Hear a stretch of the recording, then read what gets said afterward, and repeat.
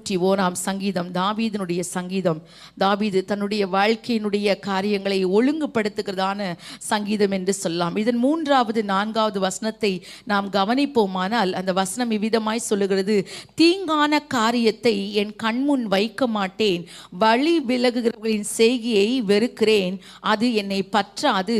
மாறுபாடான இருதயம் என்னை விட்டு அகல வேண்டும், பொல்லாதவனை அறிய மாட்டேன் என்று தன்னுடைய தனிப்பட்ட வாழ்வின் பரிசுத்தத்தை குறித்து சங்கீதக்காரங்க சொல்லுகிறதை பார்க்கிறோம். 4 காரியங்கள் இந்த 2 வசனங்களில் சொல்லப்பட்டிருக்கிறது. தீங்கான காரியத்தை என் கண் முன் வைக்க மாட்டேன். 2 முக்கியமான காரியங்களை இந்த 2 வசனங்களிலே தாவீது முன்னிலைப்படுத்துகிறார். தனிப்பட்ட வாழ்வின் பரிசுத்தத்திற்கு முதல் படி நாம் எதை பார்க்கிறோம் என்பதை குறித்து கவனமாக இருக்க வேண்டும்.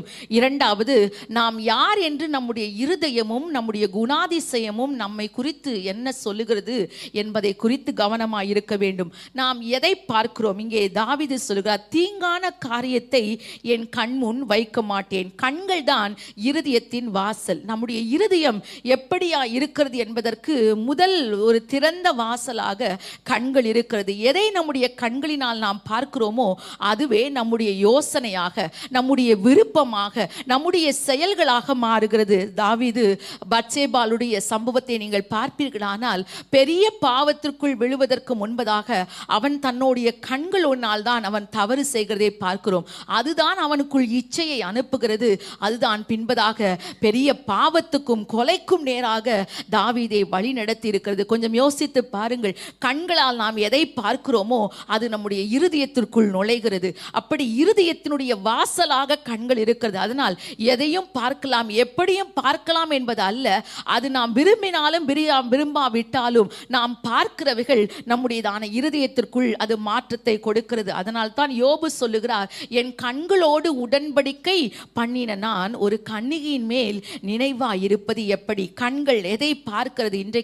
இன்றைய சமூக ஊடகங்கள் மிகவும் அதிகமாக பெருகி இருக்கிறதான, அதனுடைய தாக்கம் பெருகி இருக்கிறதான காலத்தில் நாம் எவைகளை பார்த்து கொண்டிருக்கிறோம்? எதையும் எளிதாக எப்படிப்பட்ட காரியங்களும் நம் கண் முன்னாடி திறந்து கிடக்கும் போது நாம் எந்த விதத்தில் நம்முடைய கண்களை பாதுகாக்க வேண்டும்? நாம் கண்களை பாதுகாப்பது எவ்வளவு முக்கியம் என்றால், நம்முடைய கண்களின் வழியாய் நாம் எதை பார்க்கிறோமோ அதுதான் நம்முடைய இருதயம் வடிவமைத்து கொண்டிருக்கிறது. அது நம்மை ஷேப் பண்ணி கொண்டிருக்கிறது. நாம் ஏதோ ஒன்றை எப்படியோ பார்க்கிறோம் என்பது அல்ல.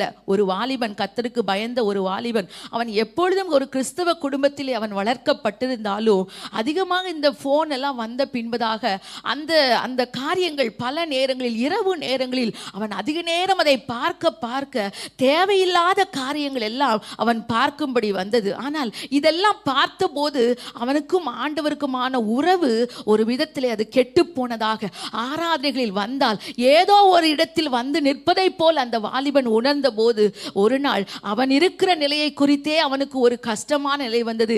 என் ஆண்டவருக்கும் எனக்கும் ஒரு இடைவெளி என்ன செய்திருக்கிறது, வந்திருக்கிறது. இதற்கு முதல் காரணம் என்ன? நான் எதை பார்க்கிறேனோ அதை நான் நிறுத்த வேண்டும் என்று சொல்லி அவன் செய்த முதலாவது காரியம், தன்னுடையதான மொபைல் போனில் எதுவெல்லாம் தன்னுடைய வயதிற்கு தேவையில்லாததாக ஆப்ஸ் எல்லாம் இருந்ததோ அதையெல்லாம் முதல்ல டெலீட் பண்ணான். தேவையில்லாத அக்கௌண்ட்ல இருந்தெல்லாம் அவன் அன்ஃபாலோ பண்ணி வெளியே வந்தான். வந்ததுக்கு பின்பு அவன் யோசித்தான், இது இன்னமும் என்னை பரிசுத்தப்படுத்த வேண்டுமானால் இரவு நேரத்தில் என்னுடைய போன் எனது அருகிலேயே இருக்கக்கூடாது என்று சொல்லி அவன் என்ன செய்தானா, அவன் தன்னுடைய போனை தன்னுடையதான ஹால்லேயே வைத்து விட்டு வந்து அவன் படுத்து தூங்குவதற்கு முன்பு ஜெபம் செய்தான். ஆண்டவரே, உம்மோடு எனக்கு உள்ள இந்த உறவை நான் சரி செய்ய விரும்புகிறேன். என்னுடைய கண்களினால் நான் பாவம் செய்யாதபடி, என் இருதயத்தை கரைப்படுத்தாதபடி நான் உமக்கு நேரே என்னை மாற்றிக்கொள்ள விரும்புகிறேன் என்று சொன்னபோது அன்றைக்கு இரவு ரொம்ப நிம்மதியாய் படுத்து தூங்கினானா. அடுத்த நாள் காலையில் எழும்பும் போது ஒரு புது உற்சாகத்தோடு அவன் நிலைமையான், இன்றைக்கு நான் சாத்தானை நான் ஜெயித்திருக்கிறேன், ஆகவே என் ஆண்டவரோடு நான் நடக்க ஆரம்பிப்பேன் என்று புதிய உற்சாகத்தோடு அந்த நாள் முழுவதும் அவனுக்கு ரொம்ப ஆசீர்வாதமாக இருந்தது. இன்றைக்கு ஏதோ ஒரு சின்ன காரியம் போல இதை நாம் நினைக்கலாம். ஆனால் எதை பார்க்கிறோம், எதை அதிகமாய் பார்த்து கொண்டிருக்கிறோம்? நம்முடைய கண்கள் எந்தெந்த காரியங்கள் எல்லாம் உள்வாங்கிறது. நிறைய சில நேரங்களில் நம்மை சுற்றி இருக்கிற நெகட்டிவிட்டி, அதை பற்றி பேசுகிற காரியங்கள், ஒருவருடைய தவறான ஆட்டிடியூட்ஸ், இவைகள் எல்லாம் நமக்கு அறியாமலே நம்முடைய கண்கள் மூலமாக நம்முடைய இருதயத்தை கரைப்படுத்தி கொண்டிருக்கிறது. நாம் எதை பார்க்கிறோம் என்பதை குறித்து கவனமாயிருக்க கர்த்தர் நமக்கு கற்றுக் கொடுப்பாராக. நம்முடைய கண்களை பரிசுத்தமாக்க, ஆண்டவரே இது என்னை தீட்டுப்படுத்தும் என்றால் நான் இதை இப்பொழுதே என் கண்ணிலிருந்து நான் அதை விலக்கி வைக்கிறேன். தாவீது சொல்லுகிறான், ஆண்டவரே தீங்கான காரியத்தை என் கண் முன் வைக்க மாட்டேன். It is a firm decision. எப்போதாவது அல்ல, இதை நான் முற்றிலுமாக என் கண்களை விட்டு நான் மறைக்கப் போகிறேன். இனி நான் இதை தொடமாட்டேன், இதை நான் பார்க்க மாட்டேன் என்று நாம் நமக்குள்ளே ஒரு தீர்மானத்தை எடுக்கும் போதுதான் நம்முடைய தனிப்பட்ட வாழ்வின் பரிசுத்தம் விளங்குகிறது. ஒருவேளை நம்ம தேவ சபைக்கு வந்திருப்பதினாலே, ஆராதிப்பதினாலே நம்முடைய தனிப்பட்ட பரிசுத்தம் எப்படி இருக்கிறது என்பதை மற்றவர்கள் அறியாமல் இருக்கலாம் ஆண்டவர். ஆனால் உற்று நோக்கி கொண்டிருக்கிறார். சில நேரத்தில் இந்த வசனம் எல்லாம் நம்முடைய கண்களுக்கு முன்பு வரணும். அதிக நேரமாக நம்முடைய கைகளில் எப்போதும் நம்மை ஆக்கிரமித்துக் கொண்டிருக்கிற காரியங்கள்லாம் இதை நான் கொஞ்சம் விட்டு வைக்கிறேன், ஏனென்றால் இது என்னை கரைப்படுத்துகிறது, இது தேவனுக்கும் எனக்குமான தூரத்தை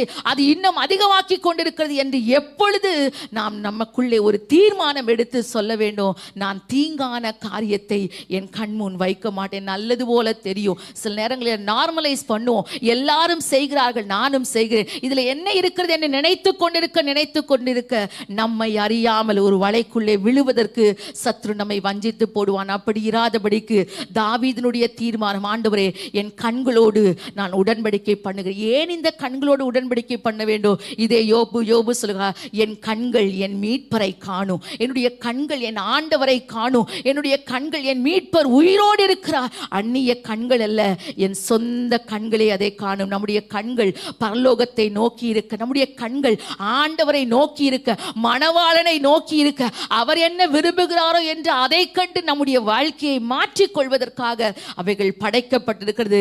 வசனம் சொல்லுங்க, கண் உனக்கு இடரல் உண்டாக்கினால் அதை என்ன செய்யணுமா, அதை பிடுங்கி எறிந்து விடணும். அப்படின்னா பிடுங்கி எறிவதை பற்றி சொல்லவில்லை.